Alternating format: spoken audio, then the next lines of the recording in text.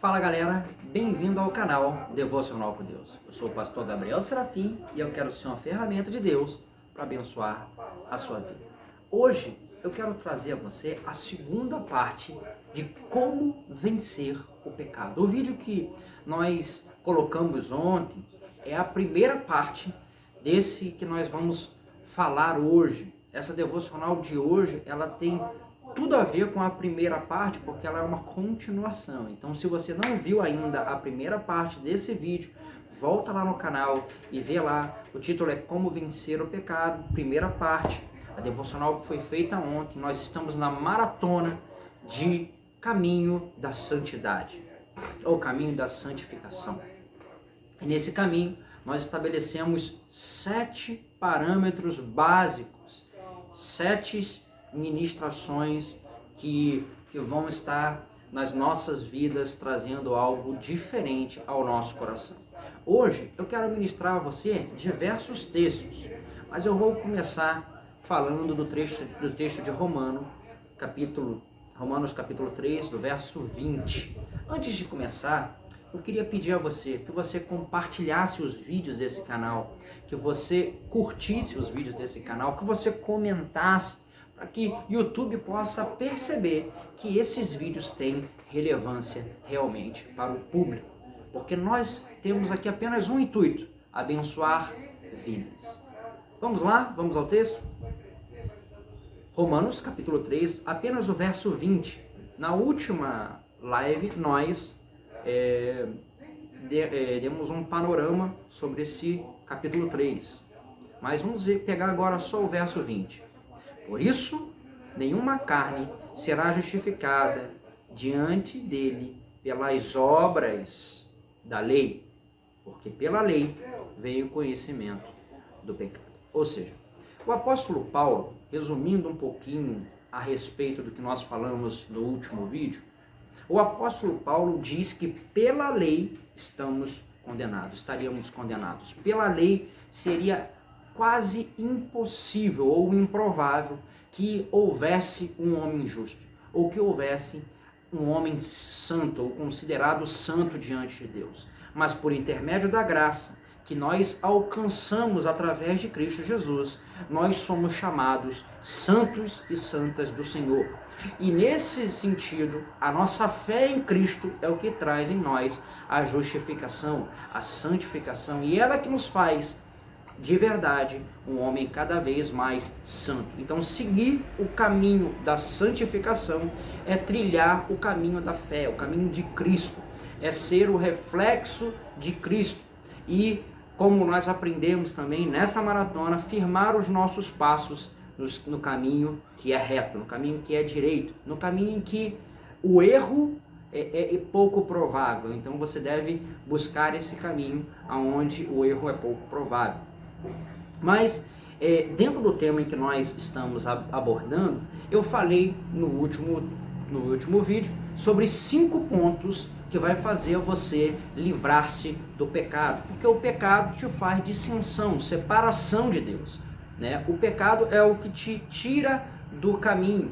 Então, pastor, então no caminho da santificação, você está dizendo que nós não vamos mais pecar? Eu estou dizendo que nós vamos evitar pecar, e se pecarmos, temos artifícios ou ferramentas de Deus para não nos livrar, não nos desviarmos do caminho e mantermos sempre no caminho da santificação. E assim, sendo mais santo a cada dia, reconhecendo os nossos erros e a cada dia sendo pessoas melhores. Eu costumo dar o exemplo aqui, eu acho que eu já dei aqui no canal, que o caminho da santificação e da santidade é de glória em glória. E então significa que se hoje eu cometo 10 pecados, eu não consigo me livrar dos 10, mas eu consigo me livrar de um. Hoje eu sou mais santo do que eu fui ontem, porque ontem eu cometia 10 pecados, hoje eu cometo 9, então eu estou mais santo. E nesse processo de santificação, nós alcançaremos a santidade plena e eterna. Essa é a vontade de Deus, que nós progredíssemos, que nós avançássemos. Deus nunca exigiu de nós sermos perfeitos, mas que nós caminhássemos em direção à perfeição. Caminhássemos em direção à santidade, porque Ele é santo e exige que nós sejamos santos. Ele é santo e exige que nós caminhemos no caminho da santidade, para de verdade refletirmos a glória de Deus. E nesse ponto, eu quero trazer a você os 5 pontos que podem te livrar do pecado. O primeiro ponto é a humildade. O segundo ponto, a vigilância e a oração. O terceiro ponto, a graça. O quarto ponto, a fé. E o quinto ponto, a palavra. Eu vou falar de ponto a ponto, por isso que eu resolvi não fazer tudo num vídeo só, senão ia ficar um vídeo muito extenso e talvez um pouco mais cansativo. Mas hoje eu vou tratar com você ponto a ponto, para que você possa entender como que esses 5 pontos vai me livrar do pecado. Vamos para a humildade? O texto que eu quero falar sobre humildade está lá em Filipenses 2, versos 5 ao 8. Vamos ao texto. De sorte que haja em vós o mesmo sentimento que houve também em Cristo Jesus, que sendo em forma de Deus, não teve por usurpação ser igual a Deus, mas esvaziou a si mesmo, tomando a forma de servo, fazendo-se semelhante aos homens, e achado na forma de homem, humilhou-se a si mesmo, e sendo obediente até a morte, e morte de cruz. A humildade é um princípio básico, é um dos pontos que nós temos para evitar o pecado. Por quê? A altivez ou a soberba, que é o contraponto da humildade, ela traz para nós algumas desvantagens. O cara que ele é altivo, o cara que ele é soberbo, ele não tem defesas, ele não tem armas. Por quê? Porque o cara que é altivo, ele acha que ele é autossuficiente, ele acha que ele sabe tudo, ele acha que ele pode tudo, ele acha que ele nunca vai cair, ele acha que ele nunca vai errar. Então, o altivo, né, o soberbo, ele tende ainda mais a errar. Quanto mais soberbo você for, mais chance você tem de pecar. Quanto mais, se eu posso dizer assim, altivo você se sentir, mais chance você tem de cometer erros. A grande sabedoria do homem não é achar que sabe todas as coisas ou que pode todas as coisas, mas a sabedoria, a verdadeira sabedoria humana, ela está em aprender com os erros dos outros. Eu costumo dizer que há 3 tipos de pessoas. Existem os inteligentes. Os inteligentes, ele aprende com seus erros. Existem os loucos. Os loucos, eles não aprendem nem com os seus erros, nem com os erros dos outros. Mas existem os sábios. Os sábios, ele aprende com os erros dos outros. Me faz pensar que ele não precisa passar por aquele momento, ou por aquela adversidade, ou por aquela luta, para ele aprender, porque ele aprende com os erros dos outros. Mas para você aprender com os erros dos outros, você tem que entender que os outros podem te ensinar algo, e para isso você precisa ser humilde. Se você acha que o camarada, por ele ser errante, por ele ser o que for, ele não pode te ensinar nada, você não está tendo uma atitude de humildade, e você está sujeito a pecar, a cair e a ter que aprender com as suas quedas, ter que aprender com os seus erros. Mas eu quero dizer para você, sábio é aquele que aprende com os erros dos outros. Então, humildade me faz reconhecer que todos têm algo a me ensinar, que todos são importantes para o corpo de Cristo. De alguma forma, todos vão contribuir para o funcionamento perfeito do corpo de Cristo. Queira seja ele uma parte do corpo mais importante da parte vital, ou seja ele menos importante da parte vital do corpo, mas todos eles têm a sua devida importância, e um sem o outro não funciona. Apóstolo Paulo, inclusive, vai falar a respeito disso, quando fala de corpo. Então, Jesus, ele nos deu esse mesmo exemplo. Ele era Deus e ele podia agir como Deus. Ele podia transformar aquelas pedras em pães no deserto. Ele podia fazer qualquer coisa, ele podia estalar os dedos e o exército de Roma iria cair aos seus pés. Ele podia, porque ele era Deus, mas ele não usou por usurpação ser igual a Deus. Ele não se exaltou, mas ele se humilhou, assumindo a forma de servo para fazer a vontade de Deus. Então, me faz pensar duas coisas. Primeiro, eu acabei de falar da humildade. A humildade vai te fazer ensinar e vai te fazer você evitar de errar. Mas também a humildade irá trazer a você o propósito e o projeto de Deus. Aliás, a palavra nos diz que ele rejeita os soberbos, mas ele exalta os humildes. O Senhor, quando ele olha um coração humilde, ele entende que ele precisa guiar. Ele entende que aquele humilde precisa ser exaltado, aquele humilde precisa trilhar um caminho melhor. E Jesus entendeu, né, por ser Deus e saber o projeto de Deus para a vida dele, ele entendeu que ele precisaria ser humilde. Ele entendeu que ele precisaria se humilhar para obedecer à voz de Deus. Não há como obedecer à voz de Deus sem estar no processo de humildade.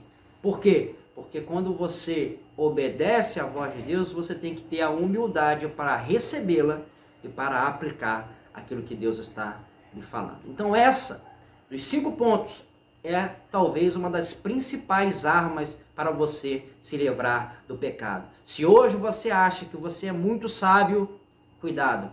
Aquele que pensa estar de pé, cuide para que não caia.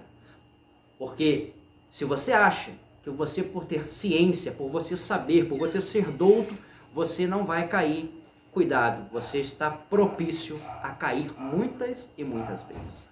Eu vou falar também sobre o segundo ponto, que é a vigilância e a oração.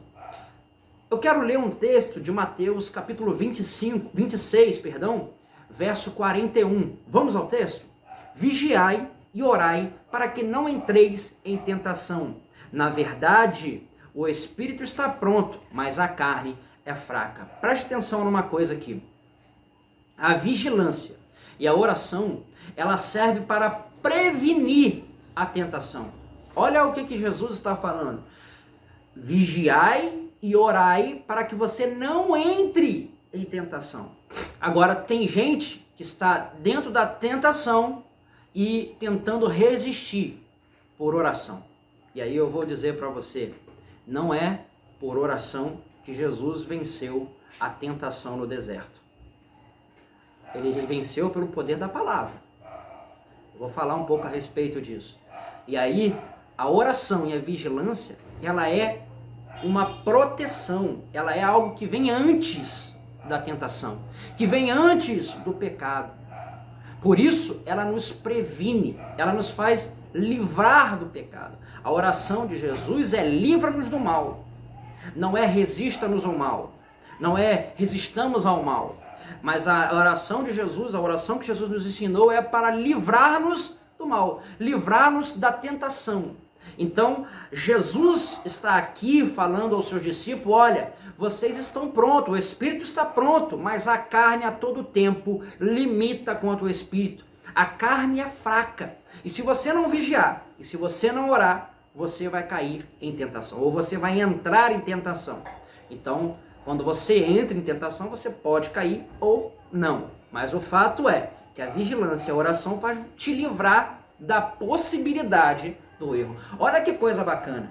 Então, se você estiver numa vida de vigilância e de oração, então eu estou numa vida de vigilância e de oração, você vai ser livrado das tentações. Você vai ser livrado da possibilidade de erro. É bem verdade que às vezes nós não vigiamos. Nós tomamos atitudes que nos levam por caminhos de tentação ou por caminhos de erro. Nós não vigiamos. Nós até às vezes oramos, mas não vigiamos. Mas o fato aqui, inclusive eu coloquei esse ponto, unidos, porque eles têm que trabalhar junto. Tem que orar, mas tem que vigiar.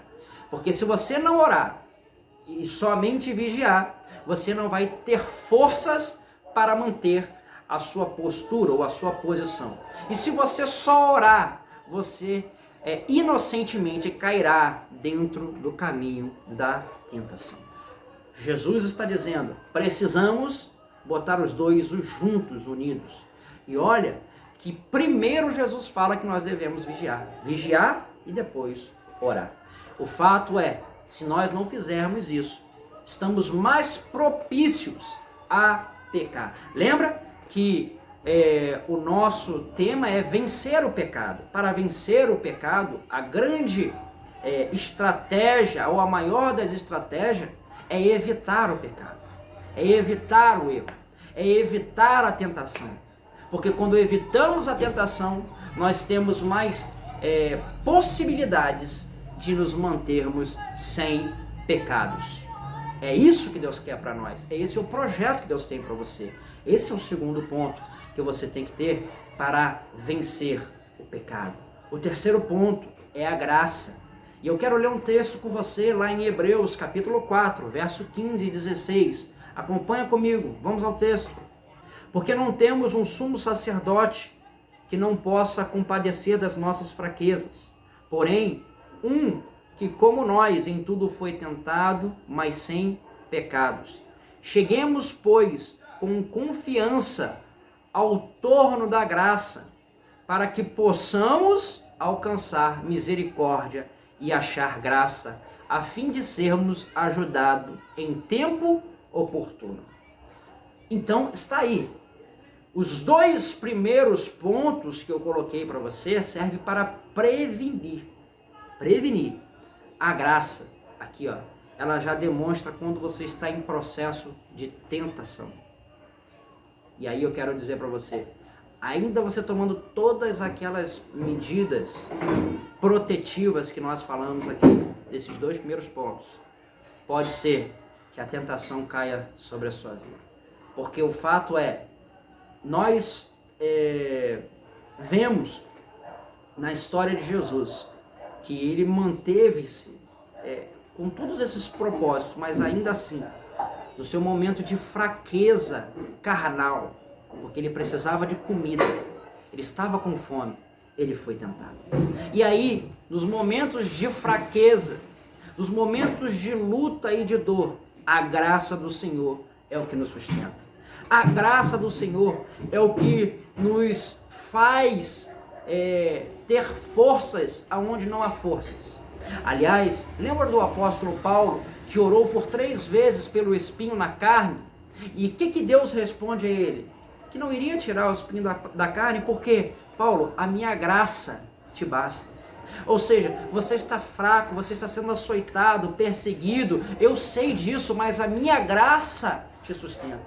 Você está em momento de tentação, de luta, mas a graça, ela é sustentadora. E por mais, olha só que coisa assim, engraçada, que ele fala, cheguemos, pois, com confiança ao trono da graça.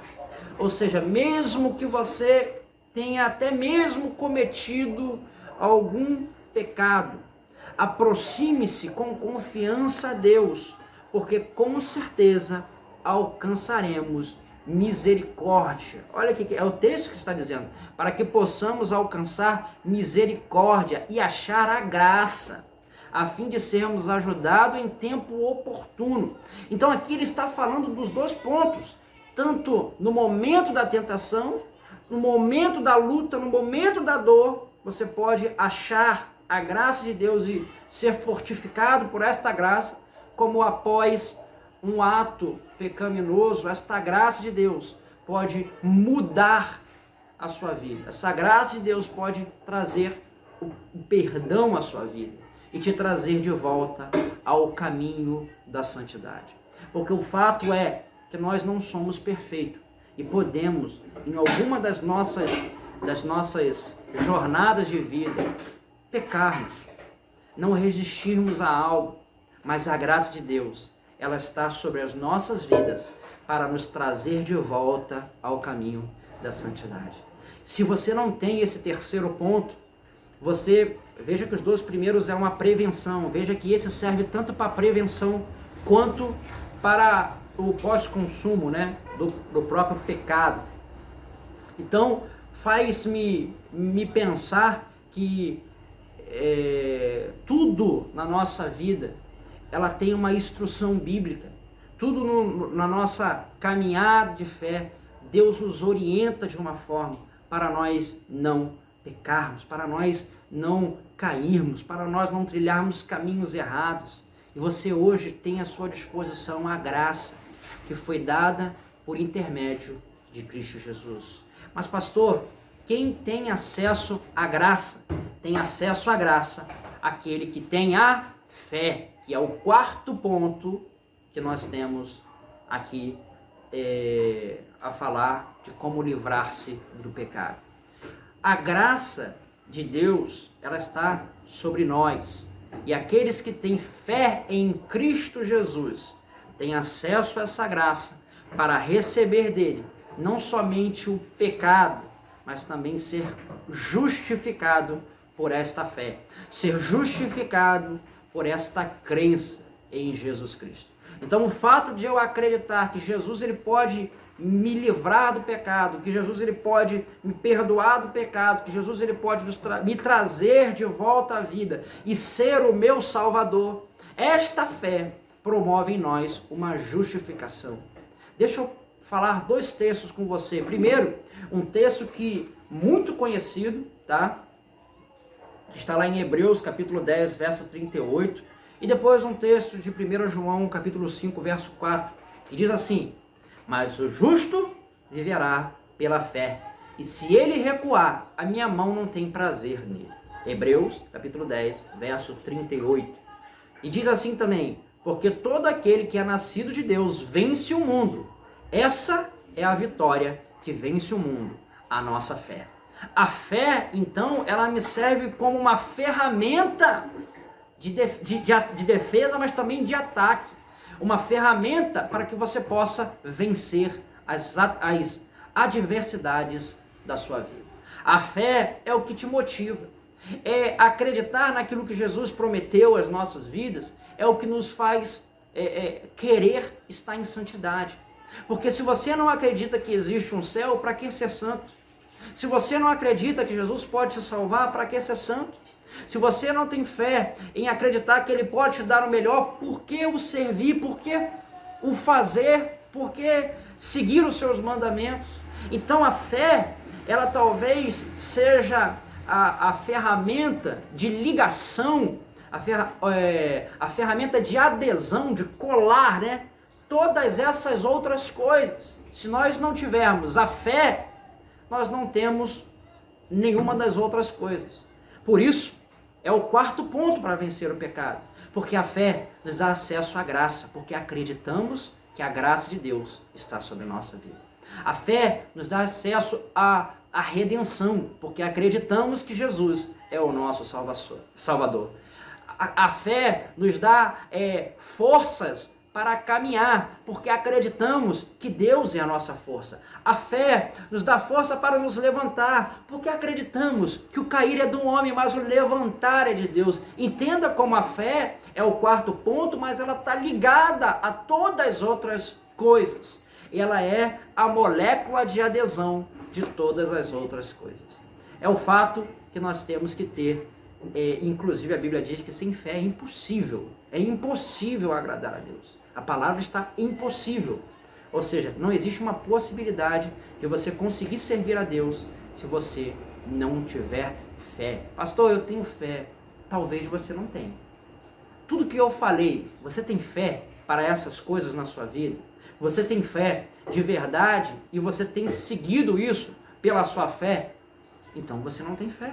Porque se eu acredito que Jesus falou que eu preciso ser santo para alcançar algo, se eu acredito nisso, eu preciso trilhar o caminho da santidade. E o que eu mais vejo é crente, é cristão, não querendo trilhar esse caminho. Talvez você não tenha essa fé. Mas o fato é que se você não tiver essa fé, vai ser difícil fazer a obra de Deus. Vai ser difícil agradar a Deus. Agora, o último e o quinto ponto que eu quero dizer para você, que nós precisamos ter, é a palavra de Deus em nossos corações. Não é possível você seguir o caminho de Deus sem conhecer a palavra de Deus. Porque se você não conhece aquilo que Deus ensina, inclusive Jesus diz que esse nem me ama. Porque aquele que me ama ouve a minha voz e as pratica. Ou seja, aquele que me ama tem a minha palavra no seu coração e coloca em prática. Esse é quem ama Jesus. Então a palavra, ela é imprescindível na ferramenta contra o pecado. Se você tem a palavra no seu coração, você sabe que ela é a verdade, a fé é acionada, e a fé sendo acionada, você vai mover-se no caminho correto. Olha como é que as coisas se interligam. Então eu vou trazer para você 2 textos para você entender como a palavra é importante contra o pecado. Vamos lá? Efésios capítulo 6, verso 17, diz assim: tomai também o capacete da salvação e a espada do Espírito, que é a palavra de Deus. Lucas 4, capítulo 4, verso 4, diz assim: e Jesus lhes respondeu, dizendo, está escrito, que nem só de pão viverá o homem, mas de toda palavra de Deus. Olha que coisa interessante. Primeiro, em Efésios diz que a palavra é a espada de Deus. Ou seja, para que serve a espada? Espada não é uma ferramenta de defesa, é uma ferramenta de ataque, é uma ferramenta de ação. Ou seja, significa que pela palavra Deus toma ação. Olha que coisa interessante. E ele diz que nós devemos tomar essa espada como ação de Deus. Que me faz pensar que nós podemos sim requisitar de Deus as promessas dele como ferramenta de ação. Pastor, eu não estou entendendo, vou tentar ilustrar. Deus diz que você vai ser vencedor. Você tem que tomar esta palavra de Deus como uma ferramenta de ação. Se alguma coisa vier te atacar, a palavra de Deus é o contragolpe, é a espada. Ah, mas você é pobre, você é isso, você é aquilo outro, você nunca vai ser bem sucedido. Não, a palavra de Deus me diz que eu vou ser bem sucedido. Olha o golpe, olha a ferramenta de ação. E por incrível que pareça, foi exatamente a palavra que Jesus utilizou como ferramenta de ataque contra a tentação e contra o pecado. Agora imagina se Jesus não tivesse o conhecimento da palavra. Como iria contragolpear a ação do inimigo? Contragolpear a tentação que estava vindo sobre a vida dele. A falta do conhecimento da palavra é um ponto fundamental para o pecado. A palavra de Deus nos diz que o meu povo perece porque lhe falta conhecimento. O povo tem faltado o conhecimento da palavra de Deus. Tem faltado ao povo o conhecimento das promessas de Deus. Tem faltado ao povo a entender quem é Deus na vida deles e quem são eles nesse mundo. E por isso, nos sujeitamos a qualquer coisa, porque não entendemos a palavra, porque nós não conhecemos a palavra.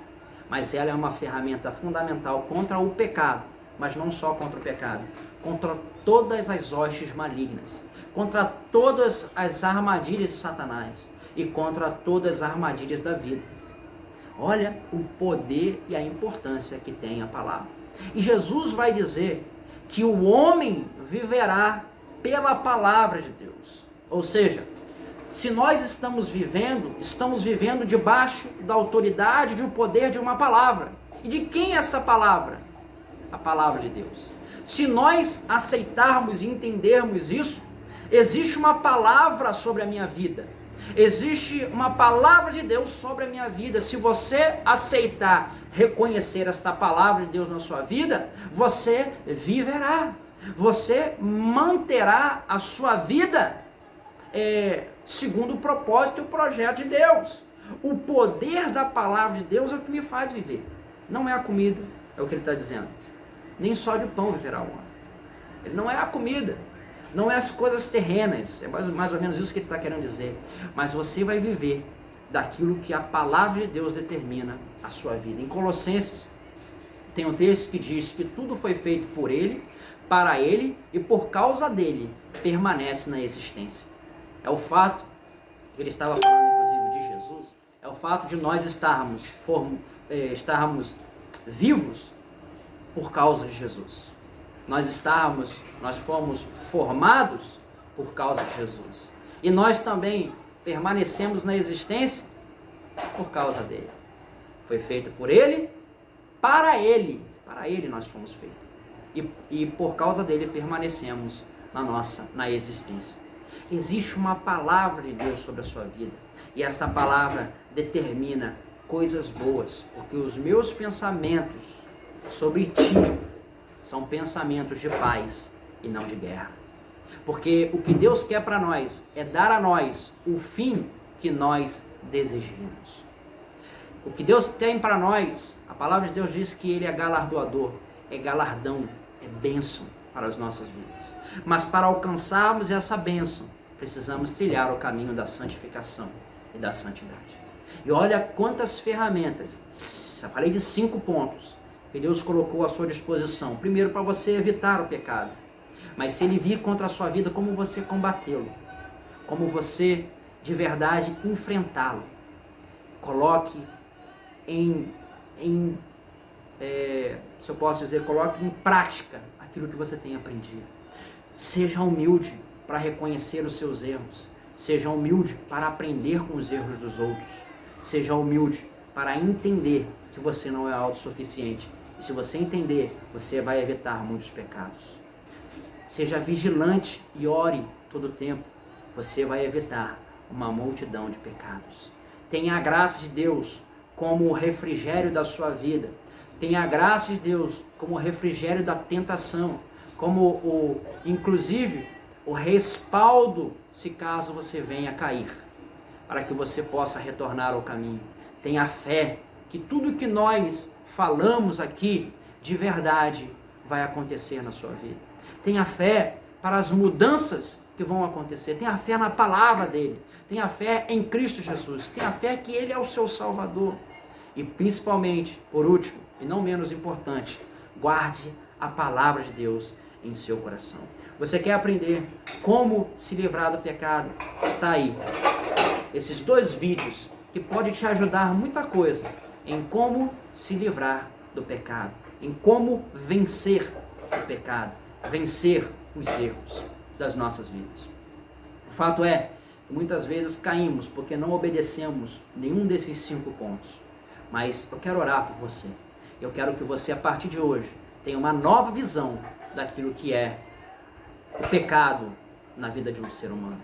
Feche seus olhos. Pai amado, Pai querido, muito obrigado por esse dia. Obrigado por essas pessoas que me assistem. Sei, ó Pai, que esse vídeo ficou um pouquinho mais longo. Queria, ó Pai, até mesmo dividir mais, para que não ficasse muito cansativo. Mas eu agradeço a Deus pela vida de cada um que ficou comigo até agora. Porque eu sei, ó Pai, que mudanças acontecerão, que renovações acontecerão, que pessoas serão transformadas, que pecados serão evitados, que pecados serão vencidos, e que em nome de Jesus a graça de Deus nos conforte, nos renove, nos abençoa, nos modifique e nos faça homens e mulheres segundo a sua vontade, cada vez mais forte, cada vez melhores. Em nome de Jesus. Amém.